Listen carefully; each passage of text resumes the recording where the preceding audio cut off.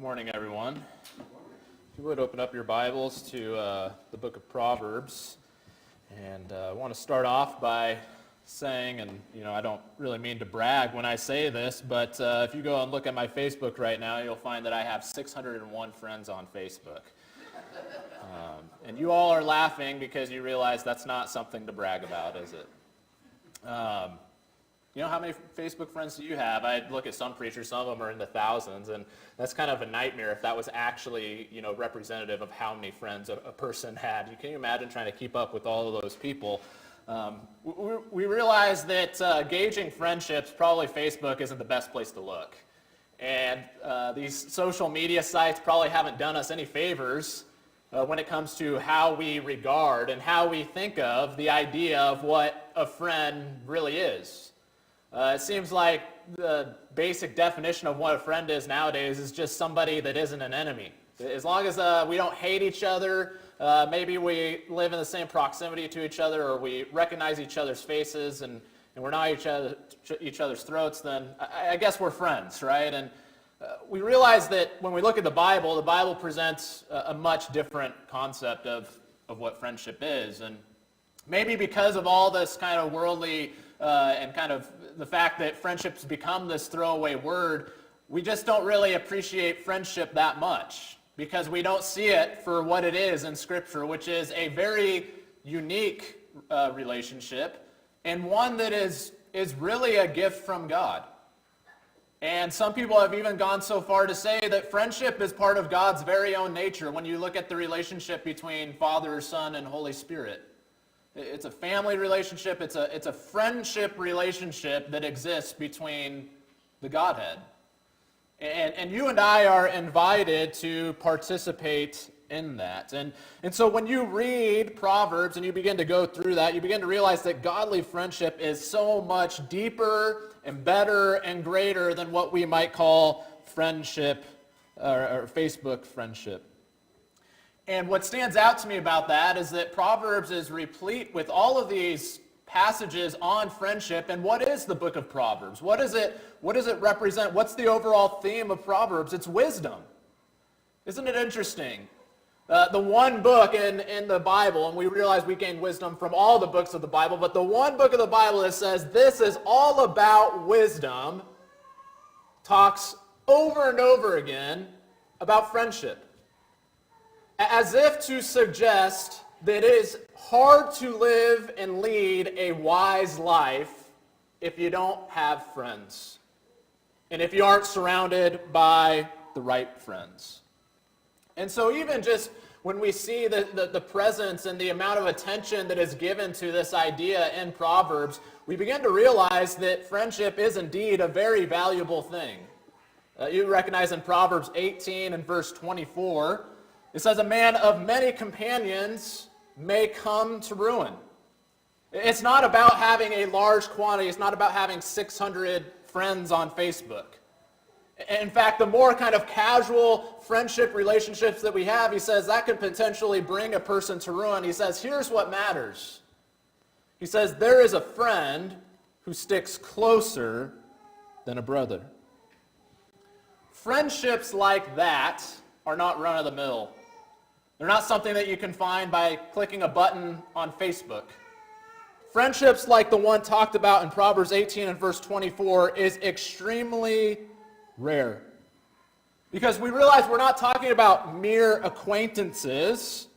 We're talking about a relationship that is potentially even closer than our familial relationships.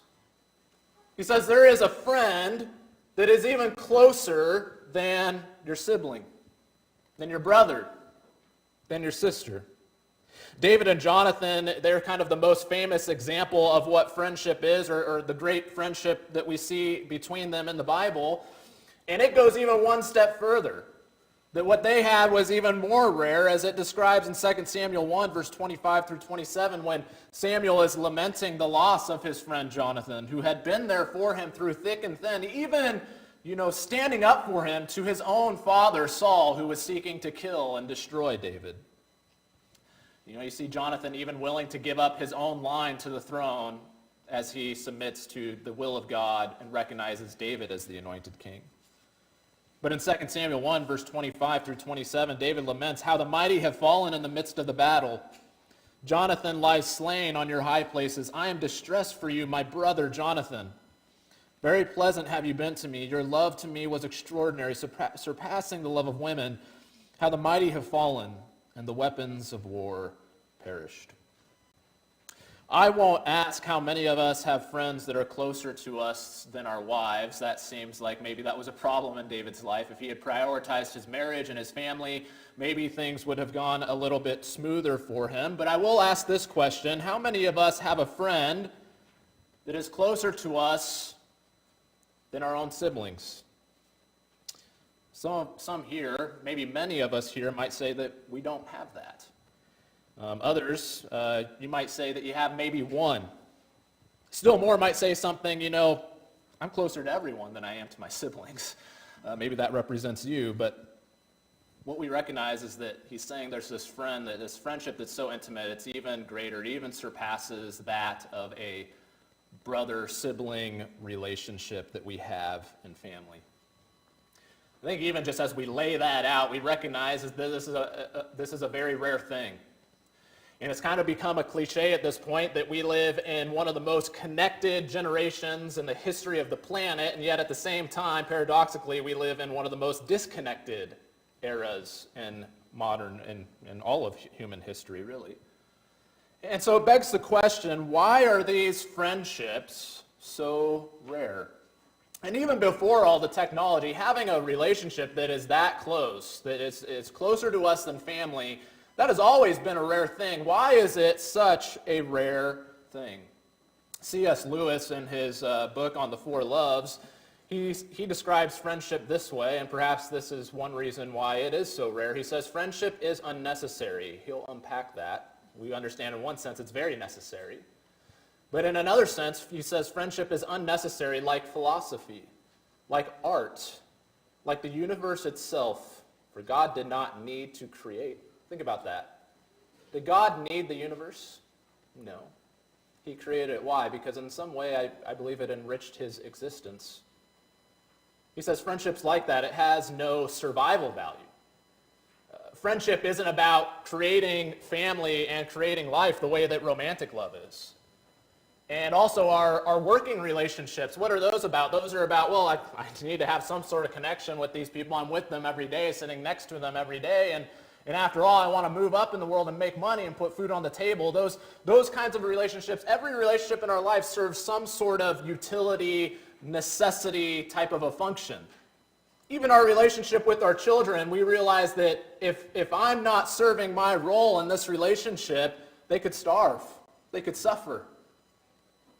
Friendship isn't like this. It doesn't just kind of impress itself or force itself upon us. Friendship is one of those things that is really optional. And you won't necessarily be sinning for forgoing that option. But what will happen is you will be missing out on something that is very important and crucial within God's plan. Something that, as he puts it here, is really not necessarily meant for survival itself, but enriches survival. Something that makes life more worth it, that really brings life to us. And so because we don't recognize an immediate purpose often in friendship, it doesn't help me put food on the table, it doesn't help me, in some immediate, obvious way with my family, it's something that often goes by the wayside. It's not something that just is there at the end of the day without us even trying. It's something that we have to work at. It's something we have to carve out time for. It's something that also requires a great amount of effort. And in our culture, and even amongst Christians, we say we don't have time for friendship. In fact, I've heard it often in the church that if you're really getting serious about life, if you get married, if you have kids, if you have a job, you don't have time for friends. You shouldn't have time to hang out with other people. That's something that I've often heard even from Christians, that if you are a serious adult, friendships just kind of go away over time. But friendship is rare. And just like pretty much anything that is rare, it is also extremely valuable. And here's just one reason why. Let's take the marriage relationship between husband and wife. A husband can recognize what a wife does for the family. They can appreciate it. They can even, to a certain degree, understand it and the burden that they carry. But you know who can understand it way better than a husband ever could? Another woman that's living that out herself or has lived that out and is in that same circumstance. And vice versa. Same with fathers. Same with widows.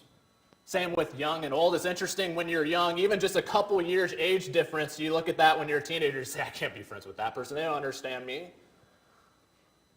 And this is why we're, as adults, often not friends with teenagers, and they don't want to be friends with us because they want friends that understand them, that relate to what they're going through. And it's interesting, even though we've maybe been through what they're going through, it's not the same as actually being in it right now.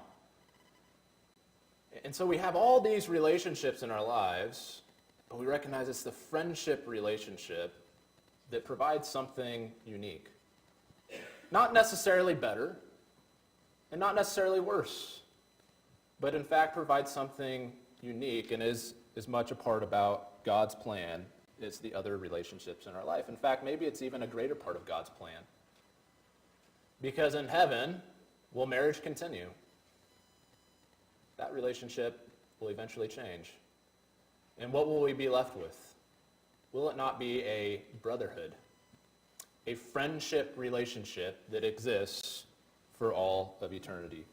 And so friendship is extremely valuable and rare, and maybe having friendships depends on us, first of all, changing our perspective, recognizing them in the great worth that they provide for us in our life. But of course, that begs the question, what is a good friend? Because we recognize friends in Proverbs have a great impact in our life. Even being friends with a fool will have a tremendous impact in your life, but in the exact opposite direction. It says a man of many companions will come to ruin, is what we read earlier. But in Proverbs 13 and verse 20, it says, whoever walks with the wise becomes wise. Isn't that interesting? That if you surround yourself with wise friends, you know what will happen? That'll begin to rub off on you. And you will find yourself becoming wise. But then at the same time, the companion of fools, what will happen? Will suffer harm. In Proverbs 13 and verse 20. It can set you up for success or for failure, for wisdom or for foolishness. And so again in Proverbs 12 and verse 26, it says, one who is righteous is a guide to his friend or neighbor. You should understand that in Hebrew, the words translated friend or neighbor is the same Hebrew word. And so one who is righteous is a guide to his friend, but the way of the wicked leads them astray. And so it makes sense that there is an alternative rendering of Proverbs 12 and verse 26 because of ambiguity in the Hebrew. One way you could translate that is that the righteous choose their friends carefully. That is the first and most important rule of friendship, that we are careful with those that we choose to be friends with. And so what does a good friend look like? If we look at what a good friend looks like, I think what a bad friend looks like begins to become obvious. The first thing that we recognize about a good friend is that there is an element of constancy. That relationship will endure through the ups and downs and changes of life. Again, as already mentioned a few times in Proverbs 18 and verse 24, what does it say? It says, there is a friend who sticks. A friend who sticks closer than a brother. The deepest relationships, first and foremost, stick. The greatest of friends stick. That's a word that literally means, it's the same word that's found in the book of Genesis when it describes the relationship between a husband and wife and how a man shall leave his father and mother and what? Cling to his wife. It's the same word that is used here in Proverbs 18 verse 24. In the ESV it says that a friend sticks. A good friend will cling to you. in your moments of need. A good friend is not somebody who is easy to get rid of. They are someone who sticks by your side through the ups and downs. And so you and I, we have many acquaintances, or we can maybe even use the word companions, and maybe even to a lesser extent, a lesser degree, we might even use the word friend, who at the same time, if circumstances changed, maybe you come upon hard times, and you're not the happy-go-lucky person that you were when you first forged that friendship. Or maybe locations change and there's greater distance that lies between you and that relationship. Or you both become busy with life and kids and marriage. We have several relationships like that and have had those friendships where those things happen, and what takes place? All communication and connection begins to accordingly taper off. Why? Because too many of our friendships are based upon a season and an occasion of life. It's convenient for a time, but the moment it becomes inconvenient, the relationship ends. And to be fair, that's not necessarily always a bad thing. There are relationships where we say, friends come and go, but the deepest friendships, which I would say we all need at least one of them, that's not necessarily true. It's a friendship that sticks by no matter what you're going through, no matter how far away you move, no matter what happens in life, they stick by your side. The greatest friend is one who sticks and clings. It's one that we are careful to make time for, similar to how we might carve out time for family. Another proverb says in Proverbs 17 and verse 17, it says, a friend loves at all times, and a brother is born for adversity. You begin to learn who your real friends are really fast when you go through something really hard in life, because our acquaintances, our casual relationships, what happens as soon as we come upon hard times? Acquaintances will vanish. They will vanish in times of need. They will fail to rise to the occasion, which is what the word adversity means. It means when you are in need. But a real friend loves during those times.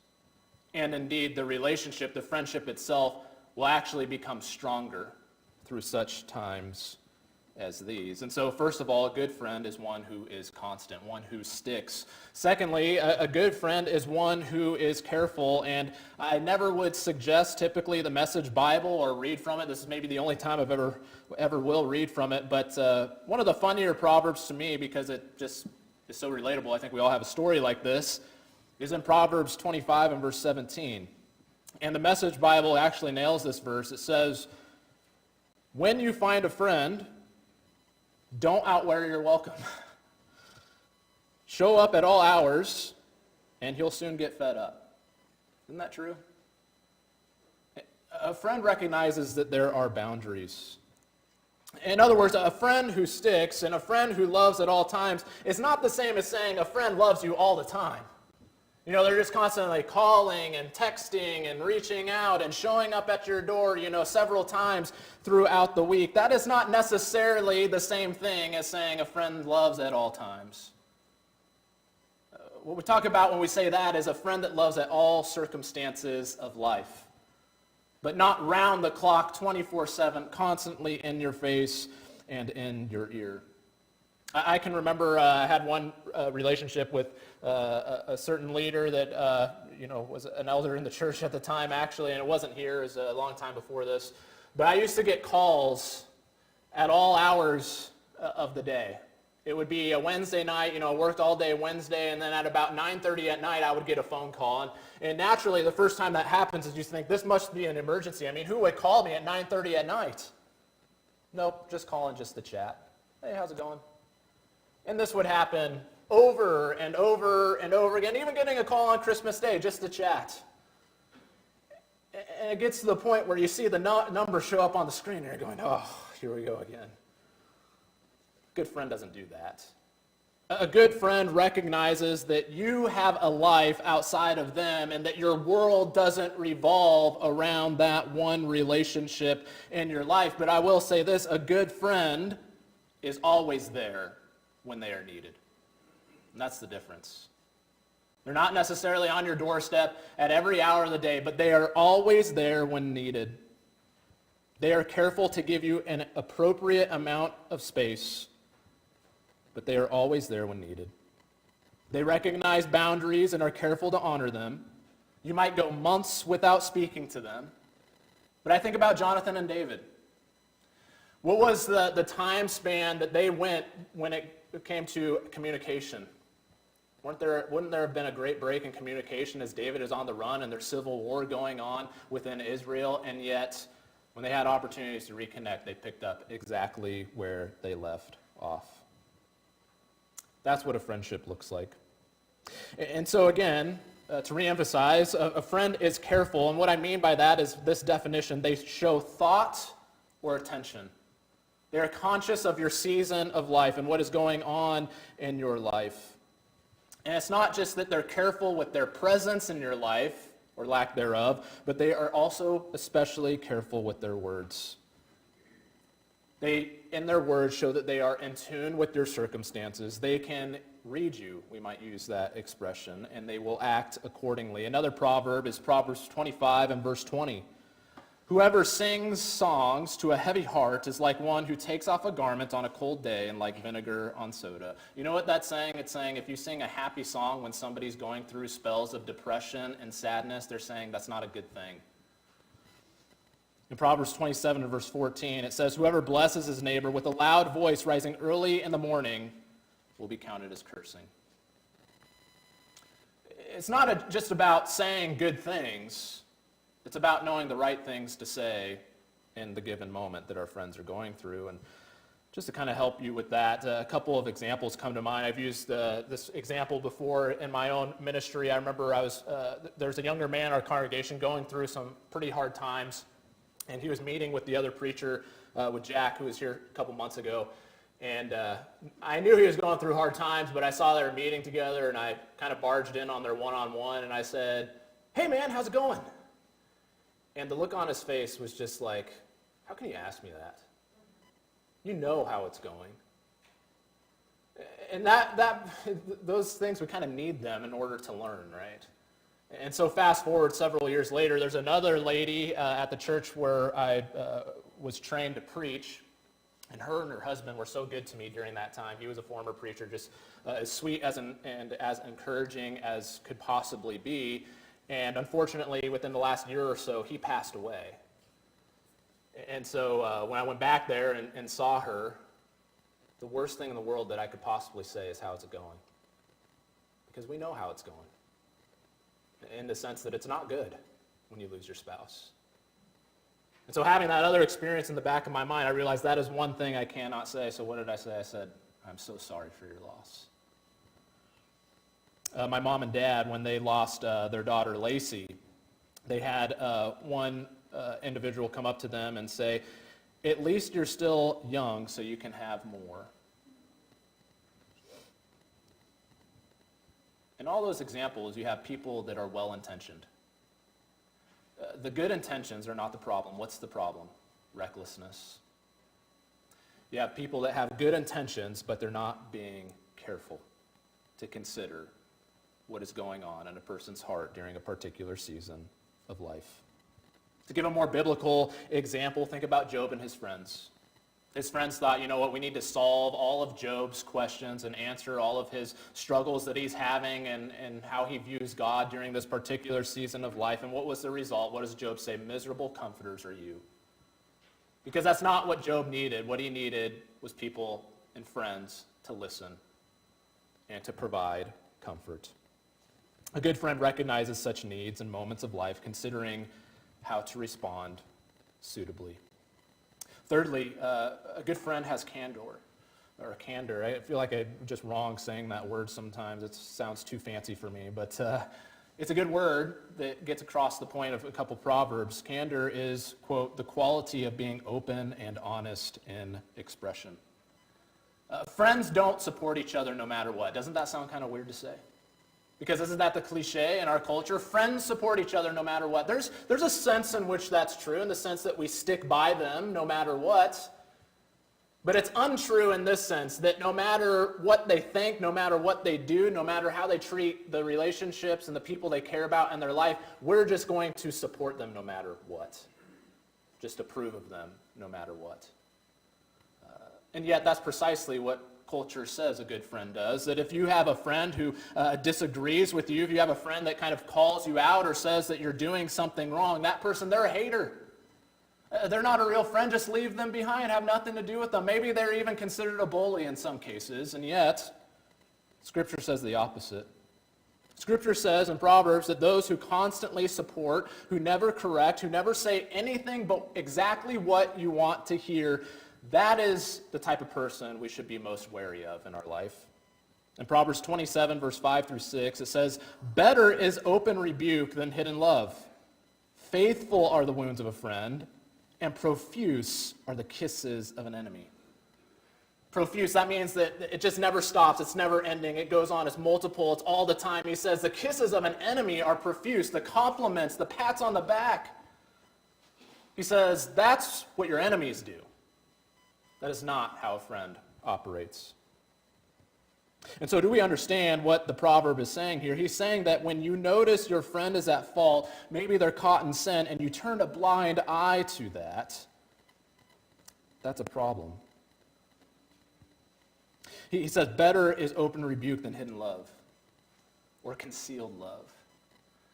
In other words, when we're sitting with people and they say something that's wrong, that's untrue, that's a lie, or there's something going on in their life that is wrong, and they're caught up in a behavior that is sinful, a lot of times we get it twisted. We think the loving thing to do here is to say, no, you didn't do anything wrong, when our hearts are saying otherwise, when we know better. We think that by constantly approving and making feel good, that is how we express love. And what the proverb says is we have it backwards. He says the opposite of open rebuke, to just kind of keep that stuff to yourself, you're actually concealing love. When you conceal the truth from your friend, you are concealing your love, is what he's saying. You're covering that up. Because a faithful friend is willing to tell the truth even if it hurts. Indeed, if we've been in that position, we understand how hard that is to do. And that love is almost absolutely required in order to go through with it. On the other hand, an enemy will mirror you. He'll tell you what flatters and what makes you feel good because they don't care about you. I'll quote the New Living Translation this time. We're getting a variety of different translations, but I like how they translated this in Proverbs 29, verse 5. It says, to flatter friends is to lay a trap for their feet. I find it interesting, the word flatter there in the Hebrew means something like to make smooth. Isn't that what we want in our life? We want relationships where any fault that I have, any of the rough edges that exist in my character, I want people in my life that just kind of smooth those out for me. Another way that this word can be translated is to frame. Isn't that what we want? We want people to just kind of smooth over our faults, to kind of reframe our weaknesses and faults. And so you're not angry. You don't struggle with anger. You're just passionate. You didn't lie. You just left out a few details. You're not arrogant or prideful. You're confident. If you have friends like that, which, by the way, our family tends to do that a lot, and I think sometimes it's well-intentioned. It's because they see us in the best possible light and they have a tendency to be biased. But if even our friends do that, it might feel good, but what the proverb is saying is that they are unintentionally laying a trap for you. To be wounded by the truth from a loving friend is a blessing, and it serves the purpose and function of saving us from mortal wounds in the future, if we receive them and appreciate them for what they are. And so a good friend is honest. They have candor with you, and you can be honest back with them. Finally, counsel. A good friend will offer you counsel, and wise counsel at that if you follow it, you will not be led astray, or more often than not, you'll be led in the right direction. In Proverbs 27, verse 9, it says, oil and perfume make the heart glad, and the sweetness of a friend comes from his earnest counsel. I don't want to disparage therapy. I think therapy is a tremendous resource. But I also want to bring out the fact that having a professional counselor is by no means a replacement for a friendship. Because why? We hire a professional counselor, and ultimately they are providing a service. And if we stop paying them, what would happen to that counsel? It would end. But counsel from a friend, as the Proverbs says, is sweet. Why? Because it comes from the heart. One way you could translate this passage according to the Hebrew is literally that they provide this counsel. It says it's from the soul, from the spirit. When you're in trouble and you need guidance and you're struggling with a big decision or you're going through hardship, what sweeter counsel is there than that which comes from someone who actually knows you and cares for you, who will also be honest with us? And ideally, I'll add in, that goes both ways. That when we have a relationship where only one person is the shoulder to cry on, only one person ever gives the advice, only one person does all the hard things, that is not a relationship. That is not a friendship. It might be a mentorship or something like this, but it is not a friendship. A friendship looks like this in verse 17. It says, iron sharpens iron, and one man sharpens another. You know, that whole concept of rebuking your friend is interesting, and that's probably, for me, one of the things I struggle with most. I don't love confrontation. I don't like telling people when they're doing something wrong. That's just kind of a weakness in my character, if you will. And one of the things I struggle with is that when I'm talking to somebody and telling them they're doing something wrong, I struggle with the fact that, who am I? What about all my struggles? There's almost this fear of like, man, but if I tell them what they're doing wrong, what's to stop them from telling me what I'm doing wrong and say, you hypocrite, who do you think you are? Do you recognize if you ever had a deep relationship, a deep friendship, you get beyond all that? Because you care more about the other person and them knowing the truth and what's best for them than you do necessarily about what they think about you. And in the best friendships, they've been proven over time. You've been able to tell them, hey, you're being kind of stupid. And they turn around, they're able to tell you the same exact thing.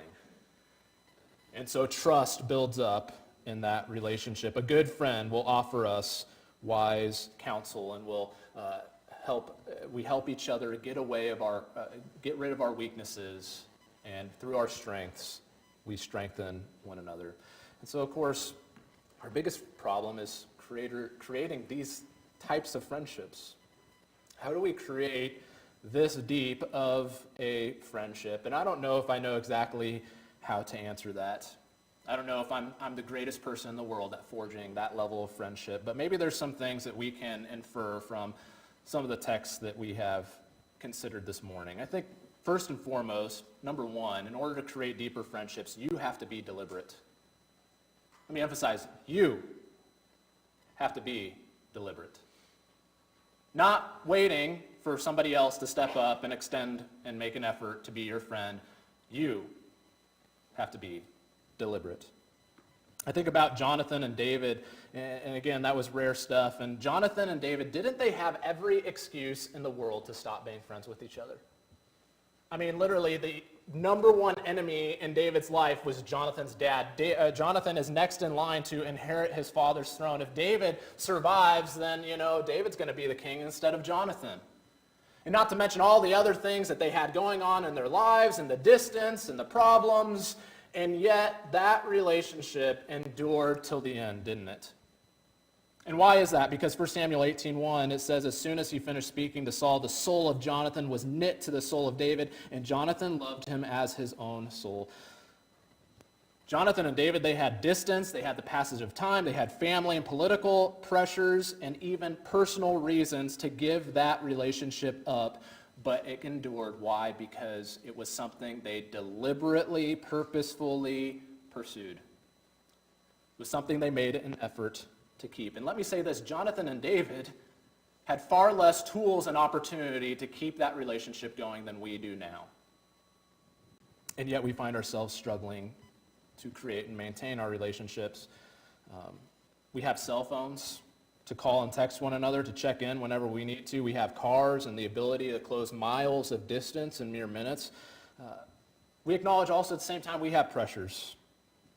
We have less important distractions, but distractions nonetheless. Our calendars are often cluttered with events that really some of them are not all that important. We could probably say no to a few more things.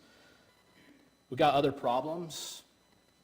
Maybe more than anything, we have a desire to focus on self and to kind of withdraw in isolation. But I hope that you're getting the picture in all these verses that healthy friendship requires tremendous effort. That's it. And I think that's why we don't have a lot of them, because they require tremendous effort and work. If we are not deliberate, if we're not willing to put in the work, we'll never experience friendship. That's just the way it is. It'll fall by the wayside. It won't force itself into our life. It'll just willingly walk out of our lives. And so with that, I would also say we need to be vulnerable.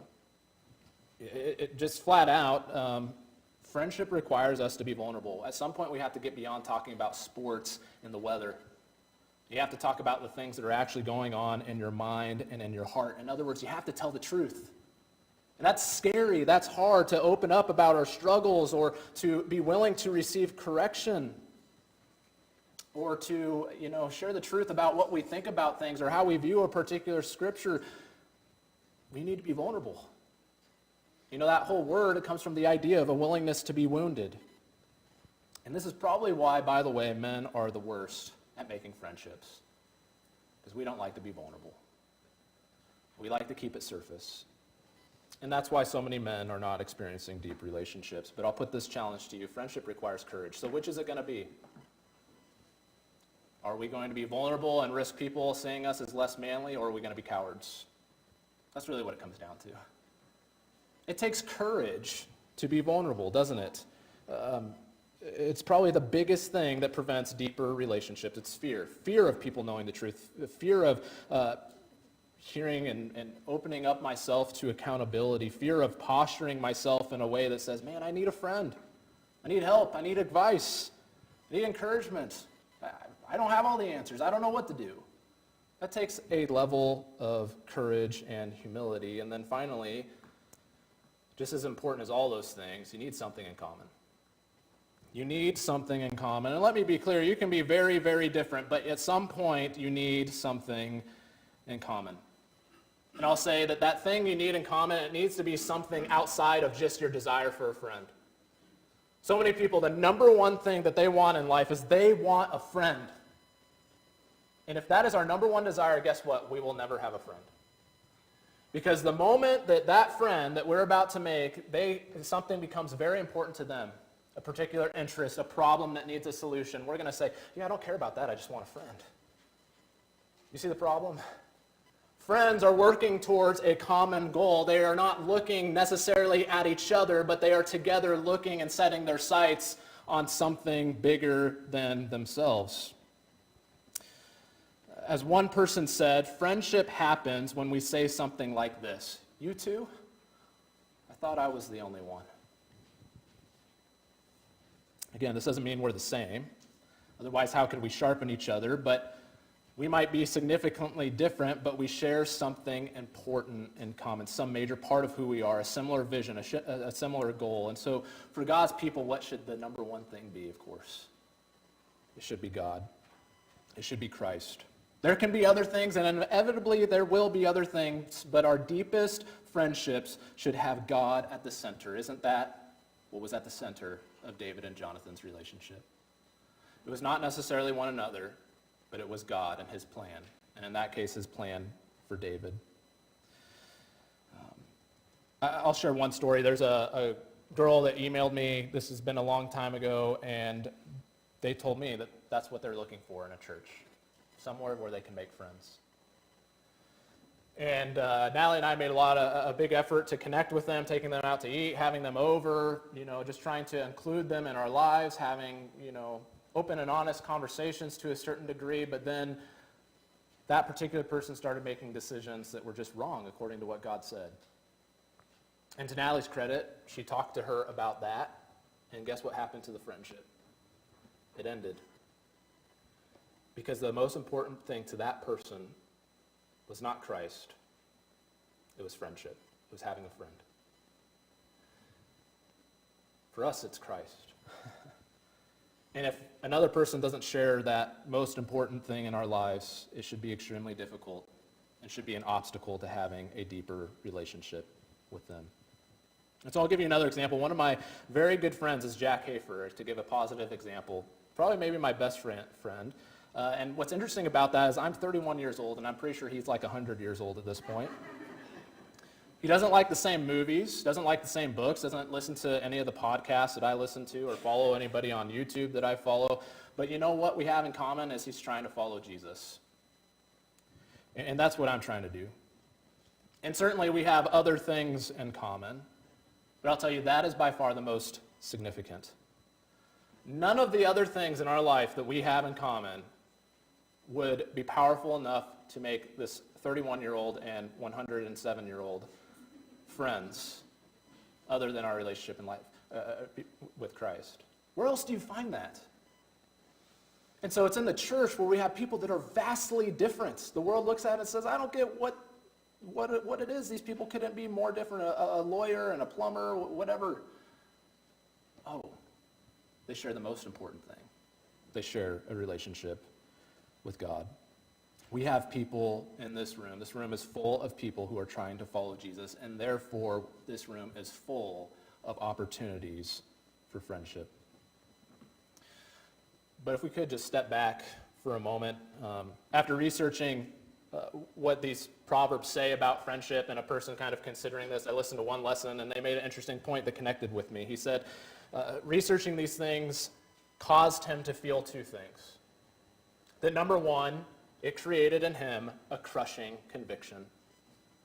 Because let's face it, how many of us have lived up to the standard of friendship in Proverbs? We've all blown it at one point or another. And he said the other feeling that it created in him was great longing. Because let's be honest, even our greatest friends at times have let us down and have failed to be that picture of friendship that we read in Proverbs. It's interesting to me that after 3 long years of grueling ministry, powerful ministry, wonderful ministry, but grueling ministry for the disciples, and Jesus had no doubt asked the disciples for a lot of things along the way, to leave everything behind, to, don't worry about money, don't worry about sleeping outside, just give up everything and follow me. He asked a lot of his disciples, did he not? But Jesus, on the night that he was betrayed, did not call his disciples something like just servants. But what does Jesus call his disciples on the night he was betrayed? He calls them friends. In John 15, verse 13 through 15, it says, "Greater love has no one than this, that someone lay down his life for his friends. You are my friends if you do what I command." There's the common goal. "No longer do I call you servants, but for the servant does not know what his master is doing, but I have called you friends. For all that I have heard from my Father, I have made known to you." I love what people apparently were saying about Jesus in Luke 7 and verse 34. Jesus notices that he says, "The Son of Man has come eating and drinking, and you say, 'Look at him, a glutton and a drunkard and a friend of tax collectors and sinners.'" If you are longing for the perfect friend, and you are looking to somebody in this room, you're setting yourself up for disappointment. Let us not look to each other to fill our longing for the perfect friend, lest we expect too much of one another. But let us first look to Jesus, a perfect friend who is even available to sinners like you and me. He is called Wonderful Counselor. He tells us what we need to hear, not necessarily what we want to hear. He is careful in considering our needs in the moment, and more than anything, Jesus is constant. He will cling to you in a way that nobody else in your life has ever clung to you before. If you come to him. If you cling to him. Because even while we were sinners, Christ came and died for us. He did not merely wound us with the truth, but in truth was wounded for us. And so Jesus is willing to be your friend today, interceding on your behalf before the Father if you will only come to him in faith, repentance, and baptism in his name. And let me conclude by saying this. Let the church be full of people that at least seek to be a friend to each other in the way that he has been a friend to us, even if we fall woefully short of that standard. If you're here and you have some sort of spiritual need that we can help you with at this time, if you're looking for friendship, I would first of all point you to Jesus. You need to be friends with Jesus. That needs to be the number one relationship in your life, and that can happen today. He calls you to himself today through repentance and belief and baptism in his name. If you have any other need at this time, you can talk to me in the back while we stand and sing the song of invitation.